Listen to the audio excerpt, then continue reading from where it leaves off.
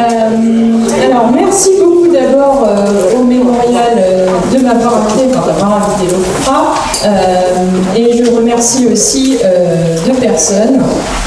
Geneviève Dreyfus-Armand, qui est la historienne de l'exil espagnol, qui était ancienne membre du comité d'histoire de l'OFPRA, puisque l'OFPRA a un comité d'histoire, et Aline Angusture, qui est ancienne chef de mon service à l'OFPRA, qui est aussi historienne de l'exil espagnol, et notamment cette dernière personne, Aline, sans laquelle, avec son implication sans faille dans ce projet de numérisation du fichier espagnol à l'OFPRA, et sans elle, tout simplement, ce projet n'aurait sans doute pas vu le jour.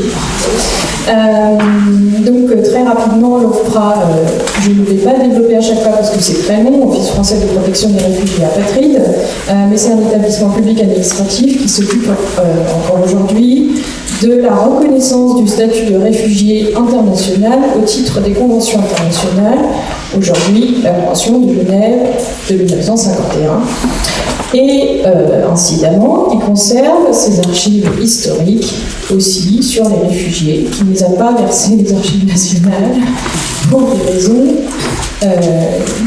qui sont expliquées dans un très bon article de la Gazette en ligne sur les réseaux des archives. Je suis la co-autrice. Voilà. Alors, de quoi on parle quand on parle du fichier espagnol? Alors, on a déjà entendu parler de fichier dans les précédentes interventions, c'est normal. Comme l'a dit Marine, le fichier en général, c'est la naissance de la bureaucratisation à la française, mais pas que, surtout le contrôle, l'outil de contrôle des personnes et notamment des étrangers. Et pas que du contrôle. Je vais l'expliquer. Alors, le fichier espagnol de l'OFPRA, ce sont, là j'ai vu des photos, c'est un fichier, c'est des tiroirs métalliques contenant des fiches classées par ordre alphabétique, de l'alphabet espagnol en réforme de 2010. Alors, là, je vais rentrer un peu dans les détails, mais c'est assez important. Par exemple, les digraphes CH et WL ont longtemps été considérés comme des lettres simples et avaient une entrée séparée dans le dictionnaire. Donc, en fait, le fichier suit l'ordre alphabétique espagnol ancien, ce qui n'est pas exactement le même que l'ordre alphabétique français. Ces fiches ne sont pas cotées parce qu'elles n'ont jamais en fait été considérées comme des archives par l'administration des réfugiés, donc l'OFPRA. C'est en fait un fichier qui avait une première fonction de gestion administrative des réfugiés espagnols. Aujourd'hui, bien sûr, il a une forte valeur patrimoniale, mais à l'origine, un fichier, c'est toujours un outil de gestion. Et là, j'utilise le mot gestion et pas contrôle. Vous le verrez ensuite pourquoi. Même si parfois un fichier peut aussi être un outil de contrôle. Donc les fiches concernent des personnes d'origine espagnole s'étant adressées à l'OCRE ou à l'OFPRA entre à peu près 1945 et la fin des années 90, donc sur une période très longue. L'OCRE, c'est l'Office central des réfugiés espagnols qui existait entre 1945 et 1952, date à laquelle l'OFPRA a été créée en 1952 et donc reprend la protection des réfugiés espagnols, reprend ce fichier, conserve ce fichier. Et ce fichier est encore aujourd'hui important, bien sûr il a une forte valeur patrimoniale, c'est pour ça qu'on l'a numérisé, et nous on l'utilisait, archivistes, comme outil de recherche, parce que dedans il y avait des informations qui n'étaient pas reportées sur nos bases de données informatiques qui gèrent aujourd'hui les dossiers. Je parle bien d'un fichier et pas des dossiers qui correspondent. On parle bien de ce système de gestion de l'information avant que les ordinateurs n'existent. Donc là, j'ai mis un exemple de fiche qui renvoie un dossier. On n'a pas numérisé les dossiers, que ce soit bien clair, on a numérisé le fichier. Alors, normalement, une fiche renvoie un dossier. Exception, des fois, les fiches renvoient à aucun dossier, et des fois, il y a des dossiers sans fiche. Il y a plusieurs explications à ça, je pourrais revenir en détail dans les questions. Mais la théorie globale, c'est une fiche renvoie un dossier. Dans les fonds de l'OFPRA, donc les dossiers ne sont pas numérisés, sont accessibles sous forme papier encore aujourd'hui. Alors, on va un peu rentrer dans les détails. Là, c'est la partie que j'ai appelée anatomie d'une fiche. C'est des fiches cartonnées dont le format et la taille peuvent différer de quelques millimètres. Mais globalement, c'est tous le format carte postale rectangulaire, le format paysage. Pareil, le grammage du papier, la couleur peuvent varier, mais bon, ça n'a pas d'importance. Certaines sont plus fines, certaines sont plus cartonnées fortes, voilà. Au moins la moitié contiennent des renseignements sur le recto uniquement, c'est toujours le recto qui est important. Certaines ont un verso vide, mais au moins la moitié ont un verso qui est rempli aussi d'annotations. Et enfin, un détail très important, elles peuvent être remplies. C'est-à-dire les champs des fiches peuvent être en français ou en espagnol. Je me permets de zoomer un peu, si vous voyez bien. Non, vous ne voyez pas très bien. Par exemple, cette fiche est écrite, les champs sont écrits, les champs demandés sont écrits en espagnol, comme vous le voyez désormais. Alors, au niveau facile, c'est-à-dire pour faire une numérisation, mais surtout une indexation, une catégorisation de l'information, il faut nous-mêmes comprendre quelles sont les catégories d'information sur ces documents. Donc ça, c'est le niveau facile. Vous allez voir après le niveau difficile. Déjà, il y a beaucoup d'informations.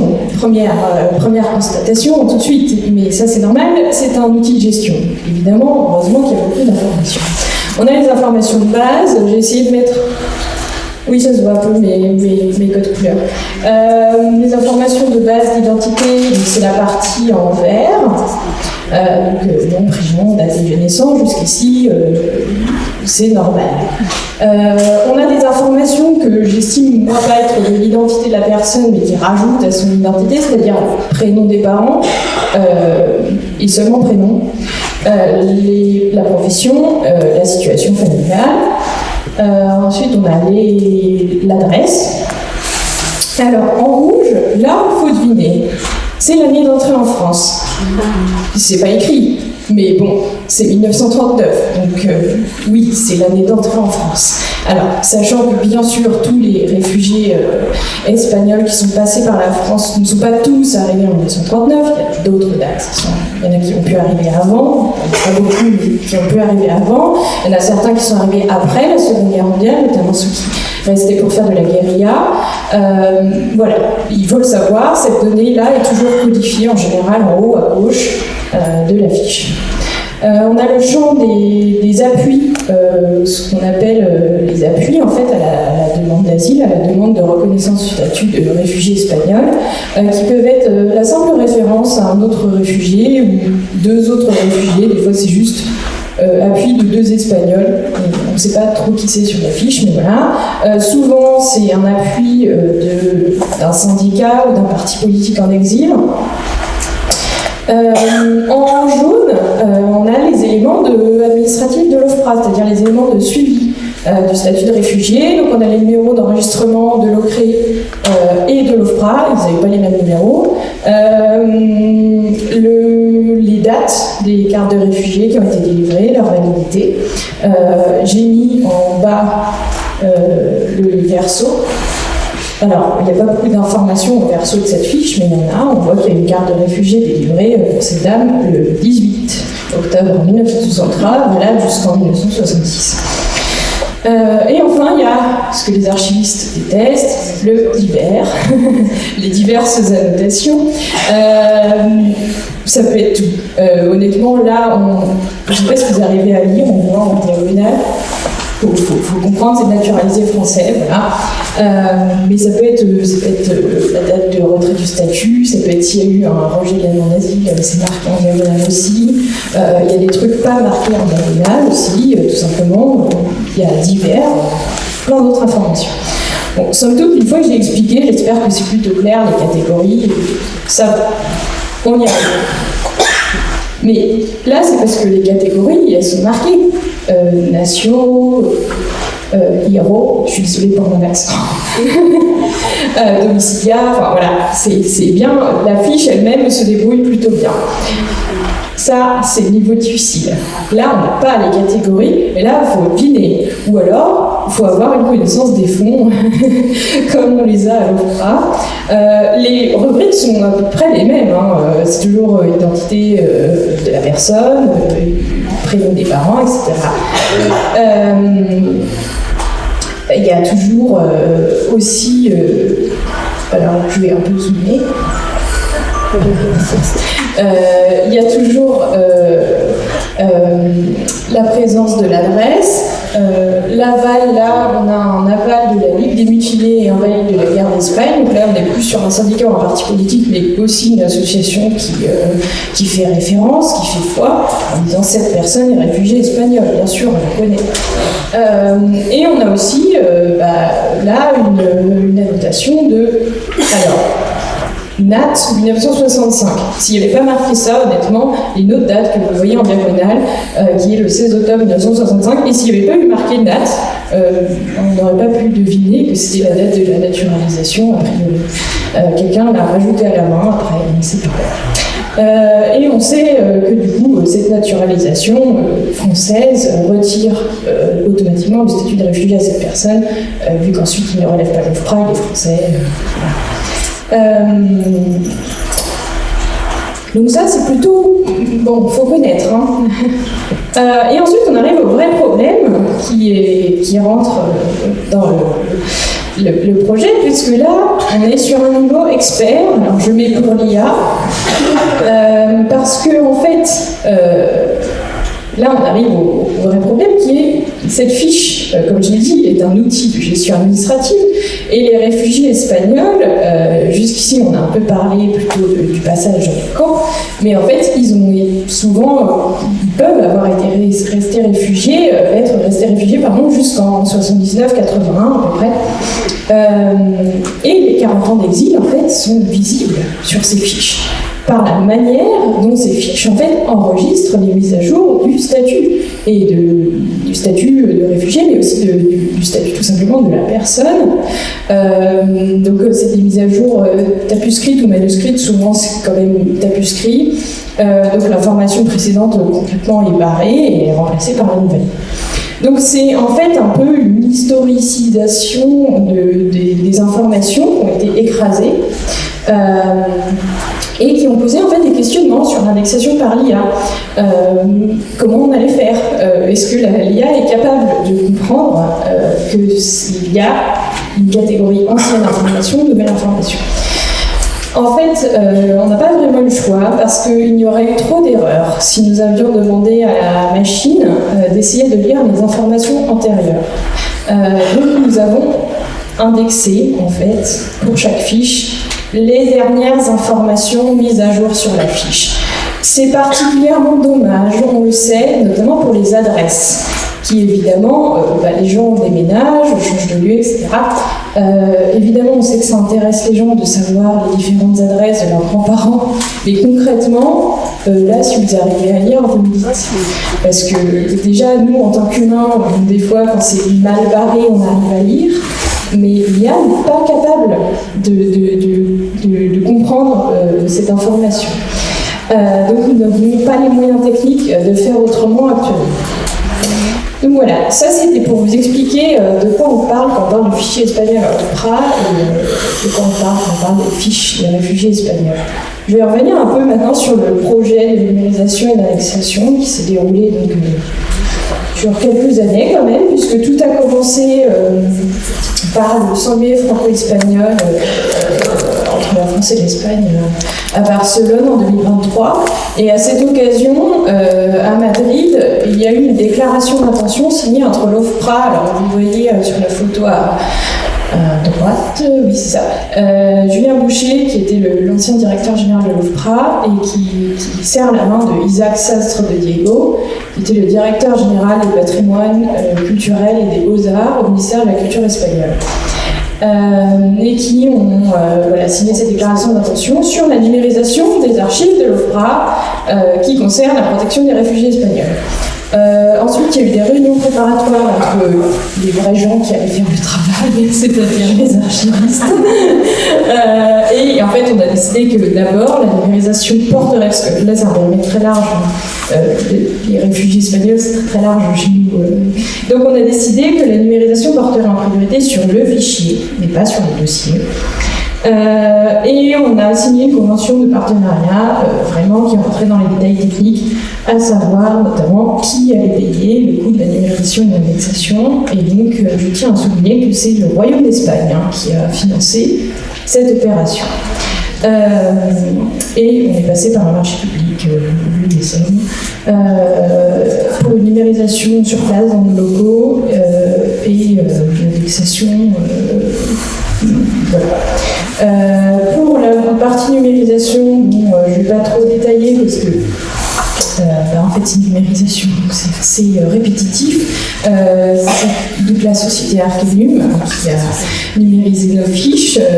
Voilà, j'ai des photos de l'installation, mais une numérisation somme toute classique qui a débuté en juillet 2024 et qui s'est terminée à peu près en décembre. On a eu des reprises en janvier. Sur l'indexation, Arcanum s'est associé à Teglia, qui est assez connu des archivistes, notamment des archives nationales, qui propose eux une indexation par entraînement de la machine, donc la fameuse intelligence artificielle dont j'ai parlé. Donc en fait, l'idée c'est d'entraîner la machine à repérer où sont les informations importantes, à les catégoriser, etc., à faire des répétitions jusqu'à ce qu'il n'y ait plus trop d'erreurs. Donc on a fait cet entraînement sur un lot de 1000 fiches en mars 2025 et ça a duré un mois et demi. Ensuite on a lancé une vraie indexation sur tout le reste. Je ne l'ai pas dit au début, mais on parle d'un ensemble de 186 000 fiches à peu près. Et on a fait du recto verso, donc vous doublez le nombre pour avoir les images. On a fait aussi des corrections internes au fur et à mesure de l'indexation particulière, parce qu'on s'est rendu compte notamment qu'il y a des éléments qui méritaient d'être vraiment normalisés, par exemple les villes de naissance. Donc là, on a demandé au Royaume d'Espagne leur référentiel des villes actuelles pour les villes de naissance. Donc voilà, mais du coup, on devait faire des... Je ne vais pas trop rentrer dans les détails, mais on devait faire des liens qui n'étaient pas évidents pour la machine. Par exemple, nous, si on dit Barcelone, on comprend que c'est la ville de Barcelone, pas la province de Barcelone, parce que c'est une ville de naissance. Les gens ne naissent pas dans une province. La machine, elle est bête, c'est une IA, c'est très très bête. Non mais c'est vrai, il faut le dire. L'IA, voilà, les humains font mieux. Mais il faut le dire, l'IA, que Barcelone, c'est la ville de Barcelone. Et que donc on veut voir ville de Barcelone, province de Barcelone dans la case finale. Et en plus, Barcelone, il y en a plein de réfugiés espagnols qui sont nés à Barcelone, donc il ne faut pas qu'on se loupe. Voilà, donc sur la partie indexation, les résultats finaux ont été livrés par Teglia en octobre 2025. Et après, on arrive à la partie accessible au public. Alors, le mot-clé qu'il faut retenir, là, c'est bientôt. Je sais que vous voulez tous que ce soit en ligne demain. Je vais revenir, donc comme c'est un projet franco-espagnol, en Espagne, il y aura bien sûr une consultation sur place au centre documentaire de la mémoire historique à Serment. Donc j'ai mis la photo ici, c'est un merveilleux bâtiment. En ligne, certaines données, mais pas toutes, seront reprises pour alimenter la base des victimes de la guerre civile et du franquisme, qui surparaissent sur le portail des archives espagnoles. En France, nous avons obtenu un arrêté de la ministre de la Culture, un arrêté de dérogation anticipée, comme on appelle ça, parce que ces fiches, en fait, n'étaient pas forcément librement communicables, comme il n'y a pas la date du document dessus, il n'y a pas la date à laquelle la fiche a été faite, on est parti de l'hypothèse que ces fiches ont été faites quelque part entre 1945 et 1979. 1945, ça va, c'est bon, c'est plus de 50 ans. 1979, ça l'est pas. Donc, tout simplement, ces fiches n'étaient pas librement communicables jusqu'à ce que cet arrêté arrive. Je remercie d'ailleurs le CIAF et notamment Jean-Charles Ledague pour son soutien pour cet arrêté de dérogation générale. Donc, à partir de là, on peut les communiquer. Bien sûr, ces données... On peut les communiquer pour les fiches, pour les demandes de protection datant d'avant le 29 décembre 1978. Le décret mentionne comme date, première date, 30 mai 1945, c'est parce qu'en fait, il n'y a pas de demande de statut de réfugié avant. Je pourrais revenir là-dessus après. Et la date du 29 décembre 1978, ça marque la démocratisation de l'Espagne. Il y a eu des demandes après 1978 de la part de ressortissants espagnols. En général, c'est plutôt lié, même beaucoup lié, aux affaires basques, qui sont donc un problème un peu différent, on va dire quand même, des républicains espagnols. Voilà. Donc, toutes ces fiches-là, d'après 78, les demandes de protection ont été faites après 78, ne sont pas librement communicables. Elles restent accessibles par dérogation individuelle, comme d'habitude, voilà, ensuite le patrimoine. Donc cet ensemble 45-78 sera consultable sur place à l'OFPRA, voilà, en Espagne. Alors, en ligne, nous, on a eu le même problème que tout le monde. On a eu le problème de la CNIL. Donc nous, on a choisi de contourner le problème en mettant tout ça sur accès et sur inscription. Donc c'est pas un accès libre, parce que bien sûr, comme mes collègues des archives départementales m'ont dit, et comme vous l'avez vu sur certaines fiches que j'ai mises, il y a notamment comme données dites sensibles, l'appartenance à un parti politique ou un syndicat en exil, qui est la base de pourquoi les Espagnols sont venus, mais qui est aussi la base sur laquelle la CNIL estime que c'est une donnée sensible. Bon. Mais bon, on contourne ça en mettant tout en ligne sur notre portail d'archives en ligne, qui est une salle de lecture virtuelle qui existe déjà pour les réfugiés russes, arméniens et géorgiens. Et on mettra ça en ligne sur inscription par un accès libre. Bientôt en 2026, on est au courant, bien sûr, ne vous inquiétez pas, que ces fiches sont très précieuses, que ce fichier est très précieux pour les recherches généalogiques, mais aussi les recherches historiques et universitaires, vu les données qu'elles qui sont très intéressantes. Mais il faut, dans ces cas-là, des consolidations en fait, complémentaires, c'est indispensable, parce que, en gros, pour garantir à tous les chercheurs en fait, un accès efficace à des données fiables, on ne va pas vous donner accès à des données qui contiennent des erreurs. Ni vous, ni moi n'en trouverons satisfaction. Donc, désolé, mais on a des corrections à faire. Comme je disais, l'IA est très, très intelligente, et en fait, pas tant que ça. Donc, il y a une intervention humaine à faire derrière. Je conclus en... On peut dépasser. Je conclus en faisant du teasing. Vous avez sûrement envie après ça de voir à quoi ça ressemble le fichier espagnol une fois que c'est indexé. Pour l'instant, ça ressemble à un tableau Excel. Bon, c'est moche, hein. Enfin, moi j'aime bien les tableaux Excel, mais effectivement, pour l'instant, ça sera mieux quand ça sera mis en ligne. J'ai remis des exemples de fiches que j'ai montrées dans les slides avant. Qu'est-ce que ça donne? Voilà, ça donne. Donc on a noté ça avec le nom du recto, nom du verso, donc ça c'est des images. Les numéros OFPRA, numéros CRE, on a tout enregistré. Les noms de famille, les prénoms. Les lieux de naissance, on a pris les transcriptions, donc c'est tel que c'est écrit, et le fameux référentiel, on a essayé de faire, donc là c'est normalisé, sur la base du référentiel des villes en Espagne. Les professions, il y a 2 cases parce qu'on a fait profession en espagnol, profession en français. L'état civil, c'est normalisé, marié, célibataire, veuve, etc. Qu'est-ce qu'on a d'autre? La date de naissance, oui, c'est quand même important. Le domicile, pareil, il y a une transcription, donc tel que c'est écrit. Là, on l'a aussi normalisé avec la base de données des adresses françaises, tout simplement. Et après, c'est plutôt sur les informations, retrait du statut. On a une petite information, on ne sait pas ce que ça veut dire. Ça s'appelle le tampon rouge. Il y a certaines fiches qui ont un B. On a inscrit en rouge dessus et on ne sait pas ce que ça veut dire, mais on pense que c'est une information très importante, donc on voulait l'enregistrer. Et si quelqu'un arrive après cette mise en ligne, à nous dire à quoi ça correspond, je veux bien. Et après, il y a toute autre information. Alors là, ça va être le champ où il y aura le plus d'erreurs, hein, soyons honnêtes. C'est toutes les autres informations sur...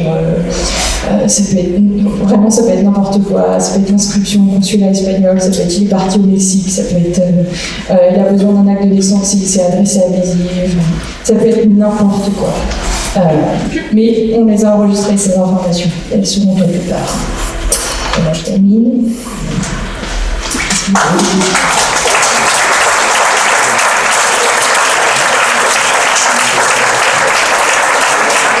Merci.